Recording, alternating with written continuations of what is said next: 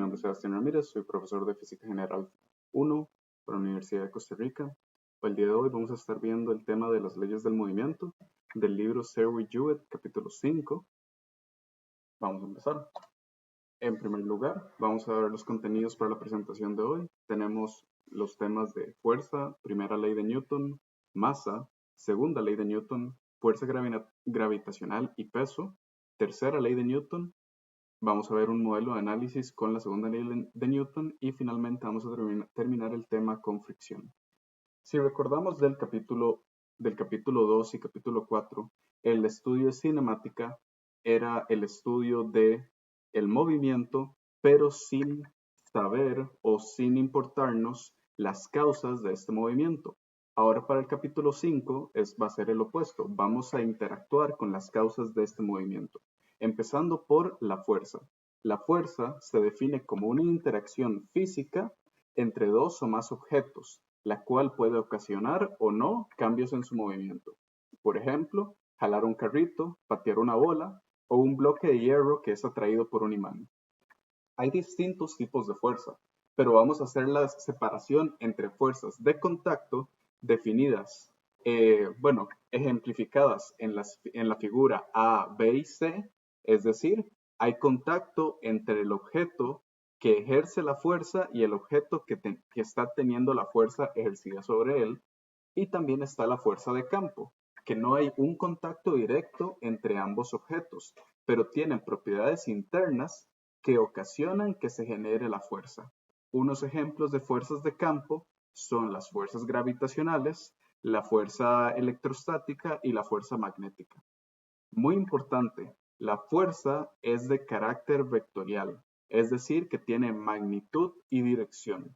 No podemos hablar de fuerza sin entender desde dónde viene y hacia dónde va. Bajo este tema, pensemos en el siguiente ejemplo. En la parte A de la figura, tenemos que hay una fuerza descendiente, F1, que estira el resorte 1 centímetro. En el lado B hay una fuerza descendiente, F2, que estira el resorte 2 centímetros. Es decir, si combinamos F1 y F3, tenemos la figura en la parte C. Es donde se aplican las dos juntas en la misma dirección y el resorte se va a estirar 3 centímetros en total, ya que se suma la fuerza 1 y la fuerza 2 en la misma dirección. Pero ¿qué pasa? Si digamos que F1 va a ir para abajo, descendiente, y F2 va a ser horizontal, quiere decir que la combinación de estas fuerzas va a ser este F resultante, que es el resultado de Pitágoras de la suma o la suma de los catetos de F2 y F1 con un ángulo θ que no conocemos, pero que podríamos averiguar. Este ejemplo nos dice cómo la fuerza es de carácter vectorial, ya que no nos importa solamente saber la posición de la fuerza o la magnitud de la fuerza, sino también su dirección.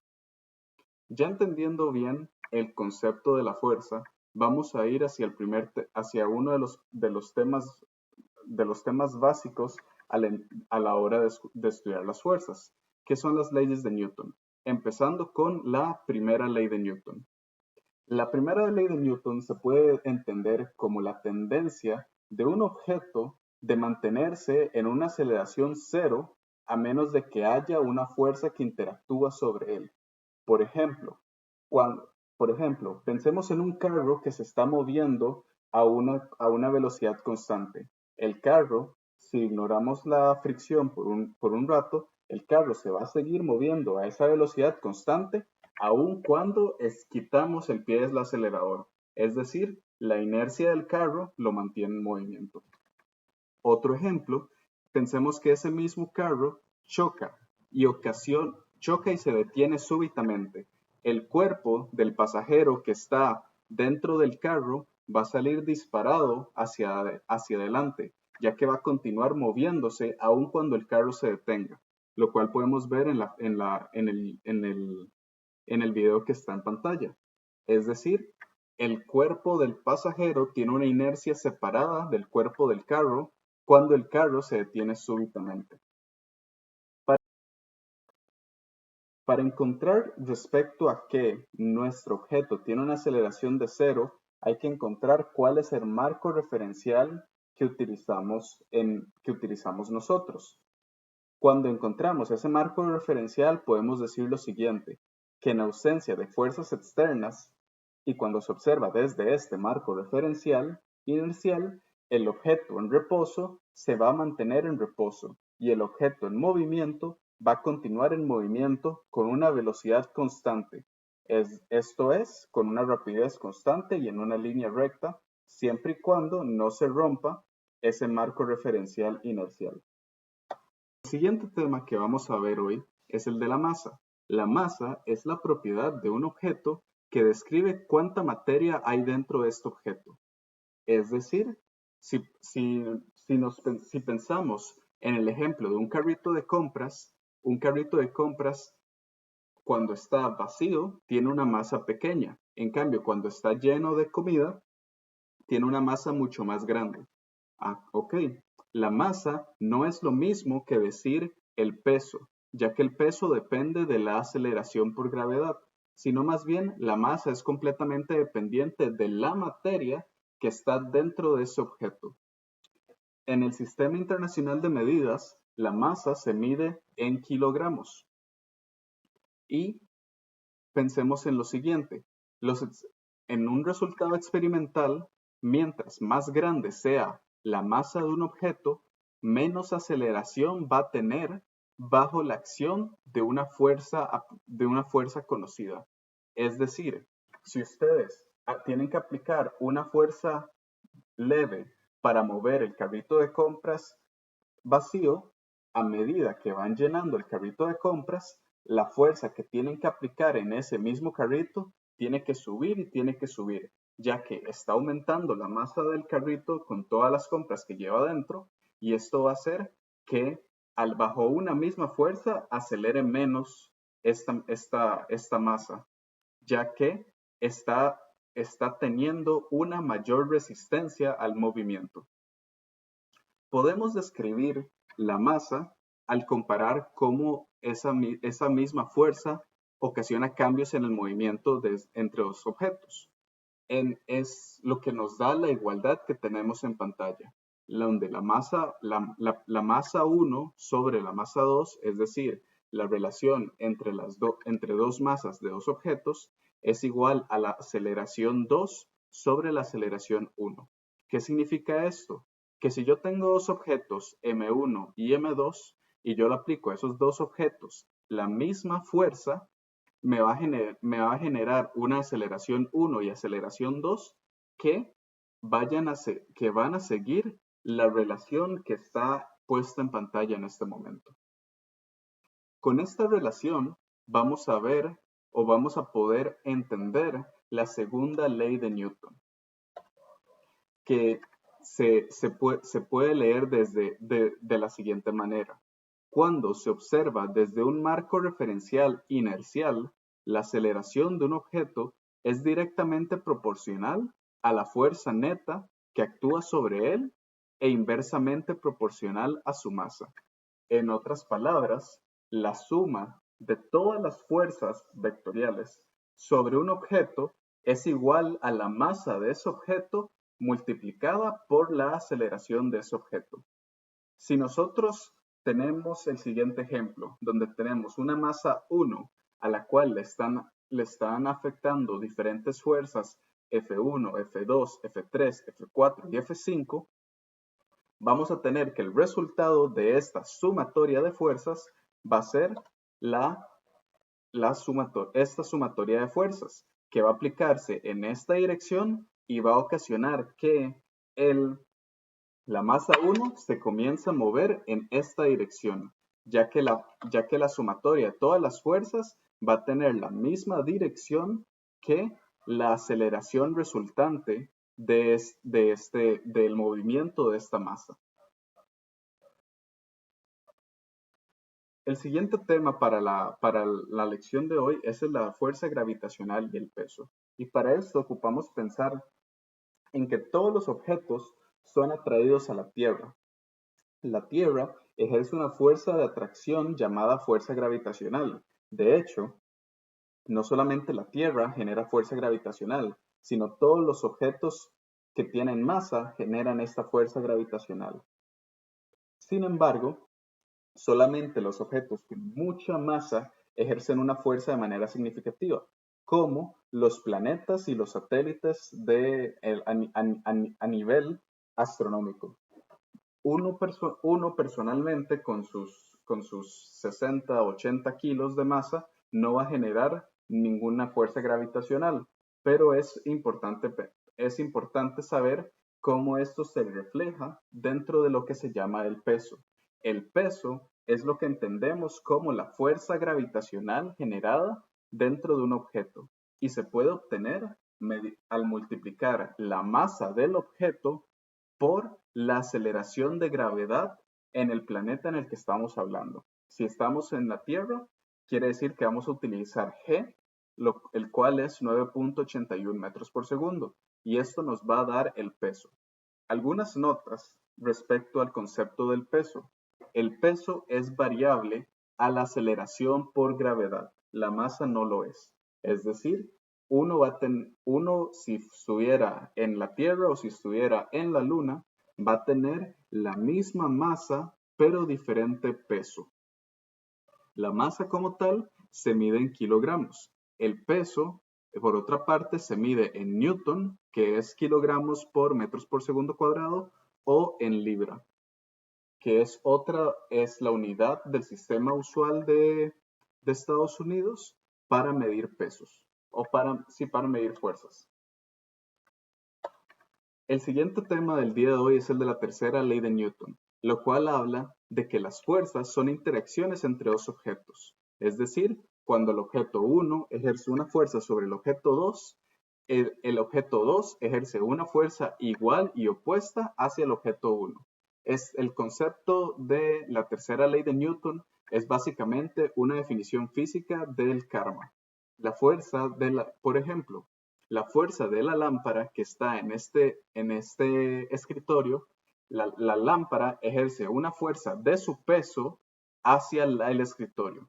Por otro lado, el escritorio ejerce una fuerza igual y opuesta hacia arriba, hacia la lámpara, en cualquier momento, y logran encontrar un equilibrio. Si yo sacara el diagrama de fuerzas de esta figura, tendría que la fuerza del peso, Fg, de la lámpara, es igual a la fuerza del escritorio hacia arriba, hacia la lámpara. Esta fuerza N, se le conoce a la fuerza normal. Esta fuerza normal es un concepto que vamos a utilizar a lo largo de todo el curso y describe que para cualquier objeto que está posado o que está colocado encima de otro objeto, se va a generar una fuerza hacia abajo, que se llama la fuerza del peso, y una fuerza completamente perpendicular a la superficie, que se llama la normal. El siguiente tema que vamos a ver es el de modelos de análisis con la segunda ley de Newton. El primer modelo que vamos a ver es el de la partícula en equilibrio. Básicamente lo que quiere decir es que la aceleración de una partícula va a ser cero cuando la sumatoria de todas las fuerzas que interactúan con esta partícula también son cero.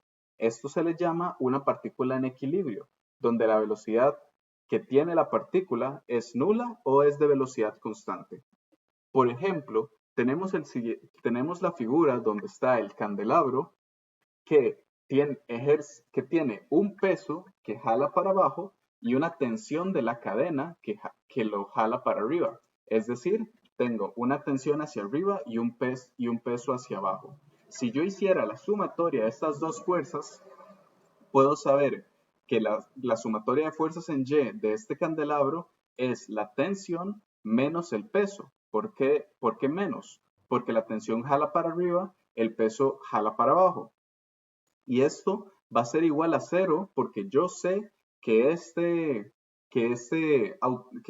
candelabro está en equilibrio, no se está moviendo. Es decir, tiene una aceleración cero.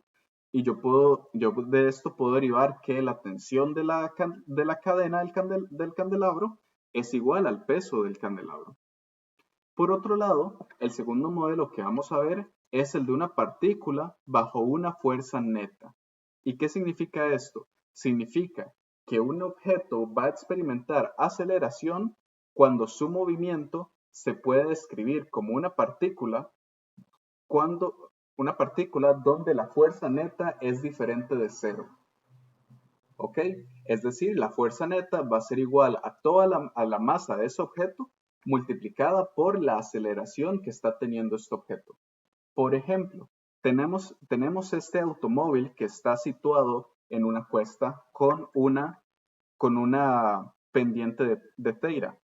Pensemos en el ejemplo que el carro le fallan los frenos, entonces se va a comenzar a mover. En este caso, vamos a tener el siguiente diagrama de fuerzas, donde este punto representa la partícula del carro. Vamos a tener el peso del carro, que está completamente apuntando hacia abajo, como la masa del carro por la aceleración de gravedad. Sin embargo, como estamos en una pendiente, este peso del carro se va a dividir en un componente X y en un componente Y, donde aquí si vemos, el componente X está inclinado θ grados respecto a la horizontal. Entonces, vamos a tener un componente en X que es mg seno de θ y un componente en Y que es mg coseno de θ. Si hacemos la sumatoria de todas las fuerzas que interactúan con este carro, podemos tener lo siguiente. La sumatoria de fuerzas en X va a ser m por g por el seno de θ. Es decir, que este carro va a tener una aceleración en X dada por g seno de θ. Por otro lado, si hacemos la sumatoria de fuerzas en Y, vamos a tener que es igual a una normal menos mg coseno de θ. Y nosotros sabemos que este carro no se está levantando respecto a nuestro eje Y, sino que la fuerza normal es igual a la fuerza o el componente del peso en el eje Y. Esto nos dice que la aceleración de Y de este carro es igual a 0. Aquí vemos cómo este auto está bajo una fuerza neta en el eje X, ya que va a experimentar una aceleración, y bajo el equilibrio en el eje Y, ya que no va a experimentar aceleración en el eje Y. El último tema del día de hoy es el de las fuerzas de fricción. La fuerza de fricción, básicamente, son las fuerzas de resistencia al movimiento, y hay dos tipos de fuerza de fricción. El último tema del día de hoy es el de fuerzas de fricción. La fuerza de fricción es básicamente la fuerza de resistencia al movimiento, como por ejemplo, cuando un objeto se mueve a través del aire o a través del agua, existe una resistencia a que este movimiento continúe, ya que este objeto está interactuando con su entorno. Entonces, esta es la fricción. La fricción la podemos dividir entre dos tipos de fuerzas, la estática y la cinética. Si se piensa en la fuerza de fricción estática, es cuando se le aplica una fuerza a un objeto que está en reposo y este objeto se encuentra ubicado encima de una superficie con fricción. Esta fuerza de fricción estática evita que el objeto se mueva, y la fuerza de fricción siempre va a contrarrestar a la fuerza aplicada sobre este objeto. Un ejemplo que puede servir para pensar en la fricción estática es pensar cuando uno está ordenando, digamos que estás ordenando la casa y uno trata de mover un sillón un sillón muy pesado. Si uno le empieza a aplicar fuerza a este sillón, al puro inicio, el sillón ofrece demasiada resistencia al movimiento debido a la fricción estática entre las patas del sillón y el piso. El siguiente concepto de fricción es el de la fricción cinética, y esto es cuando la fuerza de fricción estática llega a un valor máximo, donde deja de ser igual a la fuerza aplicada. Esto permite que el objeto se comience a mover. La fuerza de fricción seguirá teniendo un efecto, pero en movimiento la fuerza de fricción es función del coeficiente de fricción del material por el que se desliza, multiplicada por la fuerza normal de este objeto. Volviendo a nuestro ejemplo del sillón, si nosotros le seguimos y seguimos y seguimos aplicando fuerza a este sillón para tratar de moverlo, eventualmente se va a empezar a mover en la dirección en la que lo estamos empujando. Y la fuerza de fricción deja de contrarrestar la fuerza que estamos aplicando y comienza a actuar solamente bajo un modelo de movimiento. Vamos a ver esto aplicado a un caso práctico o un ejemplo práctico que está en el libro. Digamos lo siguiente: sea F la fuerza de fricción que estamos aplicando. Ok, este F minúscula. Y F mayúscula, la fuerza que estamos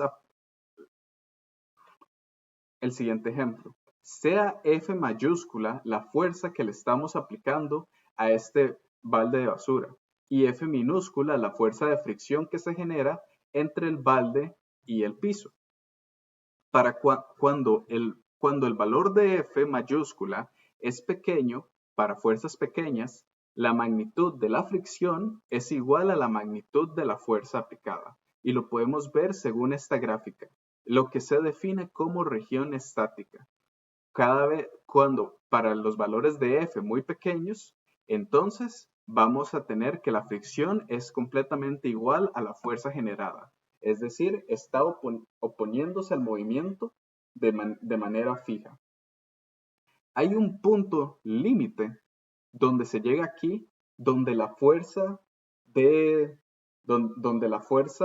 aplicada va a empezar a incrementar sin que la fuerza de fricción la logre superar. Y este es el límite de la región estática y se define por esta expresión, donde la magnitud de la fuerza de fricción va a ser igual al coeficiente de fricción estático por la fuerza normal, y esto va a ser igual este es el último punto donde va a ser igual a la fuerza aplicada.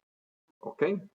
Y cuando la magnitud de esta fuerza aplicada supera a la magnitud máxima de la fuerza de fricción estática, se rompe el borde o el límite de fricción estática y empieza a acelerar, empieza a moverse hacia la dirección de la fuerza que estamos aplicando. En este caso, quiere decir que cuando F grande, F mayúscula siga creciendo, la F minúscula, la F de fricción, va a quedarse siendo constante a un valor que conocemos mediante el coeficiente de fricción cinética multiplicada por la normal, es decir, la fuerza que se genera perpendicularmente entre el piso y el objeto debido a su peso.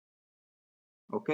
Esto tenemos que la fuerza de fricción va a ser igual a el coeficiente cinético por la normal y va a ser menor, y a partir de ahorita va a ser menor que la fuerza aplicada cuando este objeto se encuentra en movimiento.